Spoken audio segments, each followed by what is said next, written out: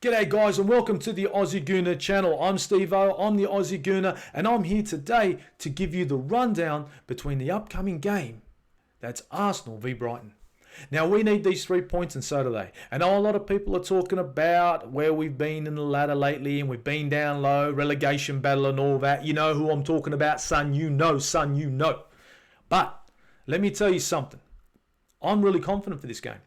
I've seen a chink in Brighton's armour just like I saw chinks in Tottenham's armour. And I'm going to break it down a little bit. You know what I mean? I'm starting to like a few things that I'm seeing from our lads, you know what I mean? And you know what? Let's break down Brighton. Let's see what they're about. Let's see what possibly has led to their success. And let's see how I think we're going to break them down. Now, look, Brighton has started off the season really well. Let's give them credit. 13 points. They're up there in the top half with the big boys. You know, equal points with Everton and United and all the rest. I don't really care, right? But they've had an easier run than us, okay? Now they got a win against Burnley, so did we. They got a win against Watford. Pretty good, right? Yeah. They beat Brentford. We lost against Brentford, right? So you think, wow, wonderful team, Brighton. They're looking like the next freaking champions, which is what most people are acting like right now. Ooh, Brighton, big shit, really. But they lost against Everton. And I think Everton was probably the biggest game that they've had to face so far. Now, I know it's Everton. What about Leicester? Look where Leicester is. How good have Leicester looked this season? Not really that good. They drew against Palace. And everyone's like, oh, Palace did really good against Tottenham. Where are Palace right now? We did really good against Tottenham. They did really good against Tottenham. Doesn't mean we're the same teams, right? Just because Palace slapped Tottenham for 3 and we slapped Tottenham for 3 doesn't mean Palace are as good as Arsenal. No, it doesn't. It just means Tottenham are just shit. And we're great, and they just let 3 goals in with Palace, and they let 3 goals in with us. Big deal. So now, I'm looking at Brighton, and I'm wondering, look, what are they about? This team, what's been working for them? Their possession stats, 53% average this season. Highest tackle count in the Premier League, 124 odd tackles. Pretty good stat, right? Here's another stat. Dispossessed 60 times. 60 times they've lost the ball. 60 times. Now, what I think when I see 60 times dispossessed, I think you can be got at. You don't like pressure. No, you won't like us pressing you. Now, you invite pressure. Brighton are a kind of team that will invite pressure. They are a kind of team that relies on their defence, guys. They rely on their defence, okay, hold back, and just really get teams to overcommit and eventually break them down, fatigue them, and then get them on a counter. Look, they've scored goals off set pieces. Goal scorers coming left, right and centre. More Power, I think, is their highest goal scorer, I think. Correct me if I'm wrong, guys. Correct me if I'm wrong. But to be perfectly honest, I haven't seen too much from Brighton that makes me shiver. Ooh, Brighton. No, nothing.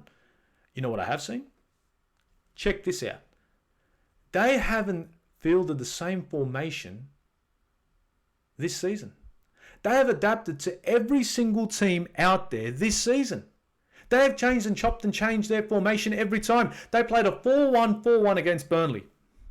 4-1-4-1 against Burnley. They got a win. I'm not saying they didn't get a win. They got a win, guys. Yes, wonderful. Well done. Genius.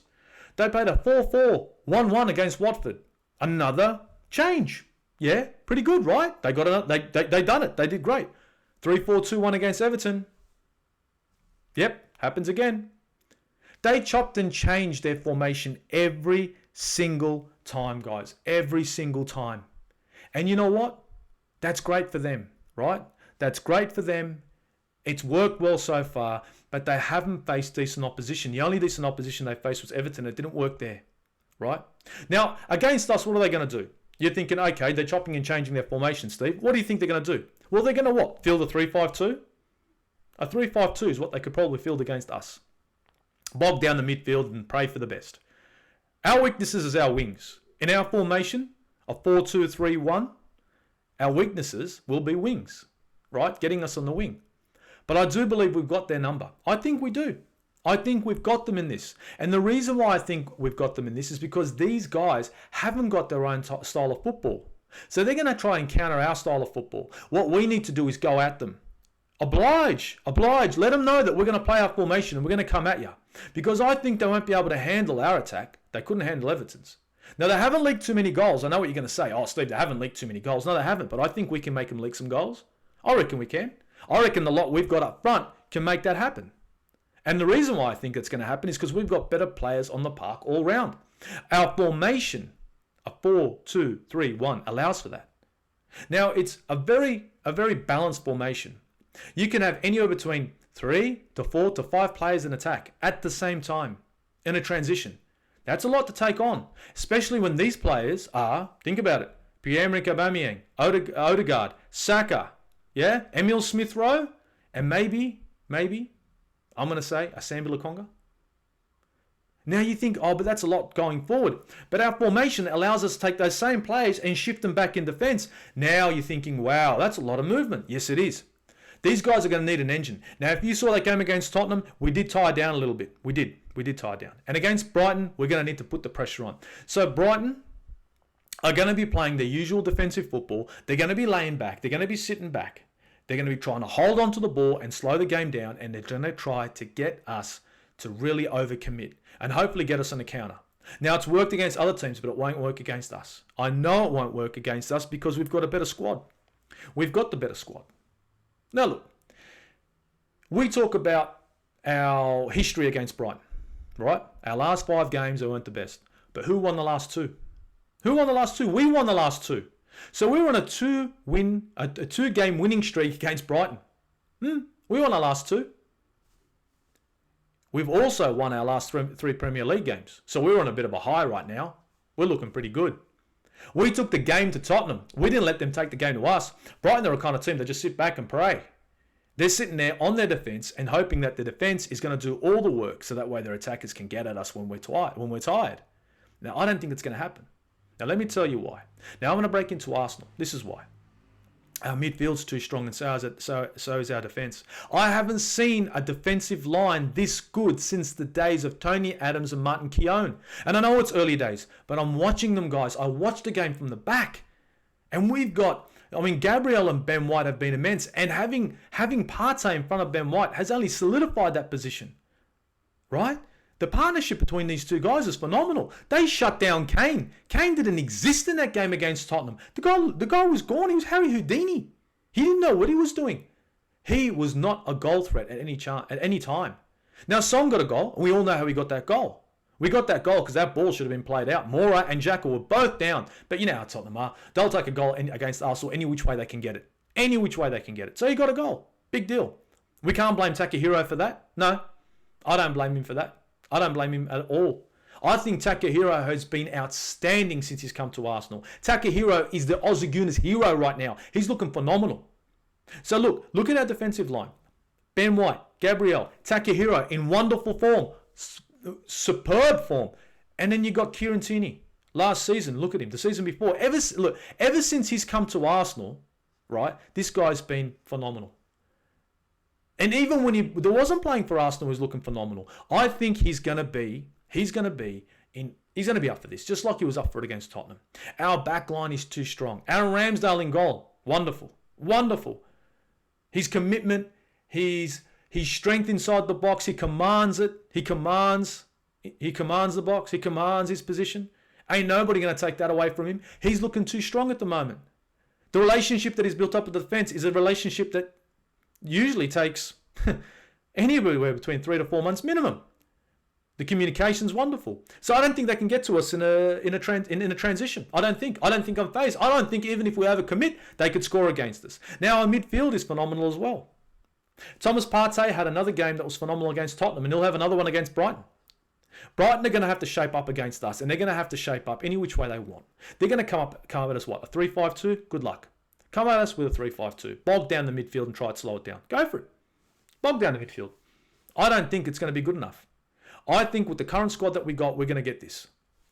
Partey in wonderful form. Odegaard in the last game was sensational. Both Saka and Aubameyang and Emile Smith-Rowe were on fire against Tottenham. Now, they're going to have a hard time when we play that ball through them.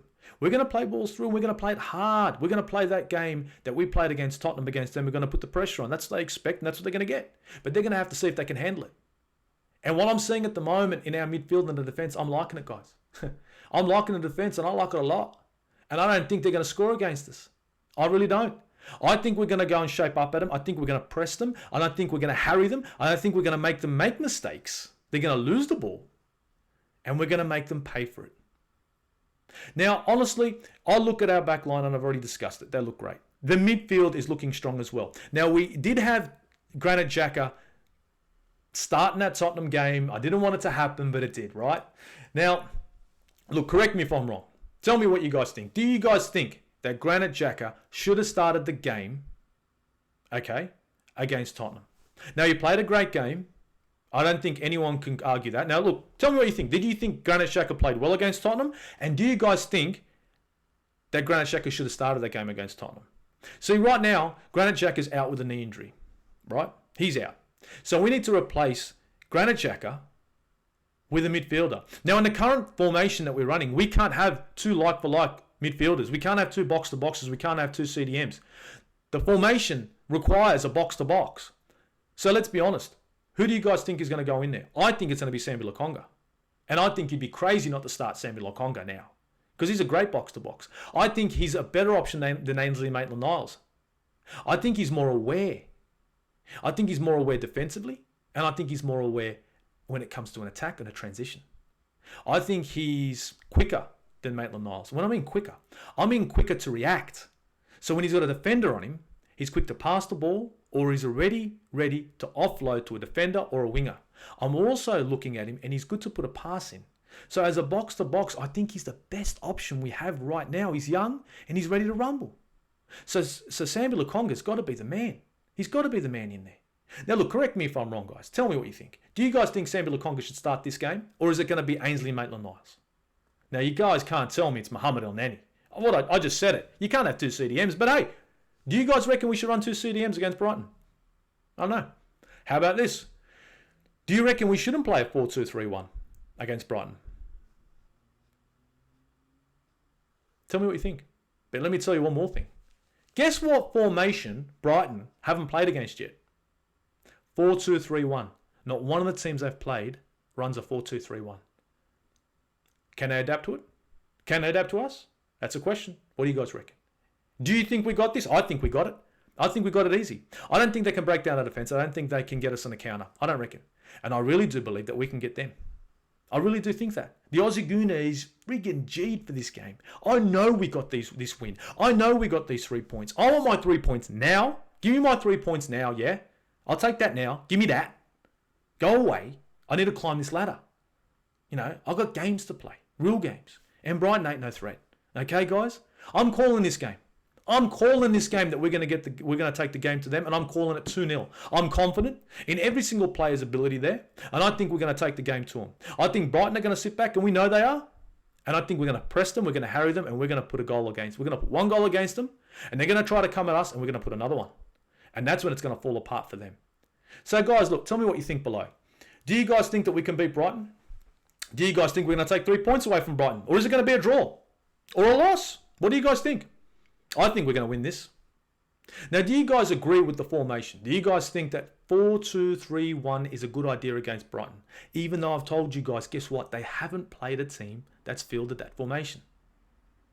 Yeah, they haven't. They've also been dispossessed 60 times in the Premier League. This formation is built for that. Built so we can get the ball back and dispossess our opposition and press them. So they're susceptible to it. Imagine how hard it's going to be for them to hold us off in a 4-2-3-1. So, mate, guys, I'm simply going to wrap this up. That's my formation. I'm calling it 2-0. Do you guys agree or not? I don't know. Comment below. Do me a favour. Like, share, and subscribe. Subscribe to this channel. I'm trying to make it better than what it is. I'm going to try to come up with some better content. I'm trying to cover games the best I can. And you know what? The Aussie Gooner's doing the best he can for his fellow Australians and Arsenal. Yeah? So like what you're seeing, share what you're seeing, comment below, subscribe, and from the Aussie Gooner to you, I'm going to wrap this up. It's Uru.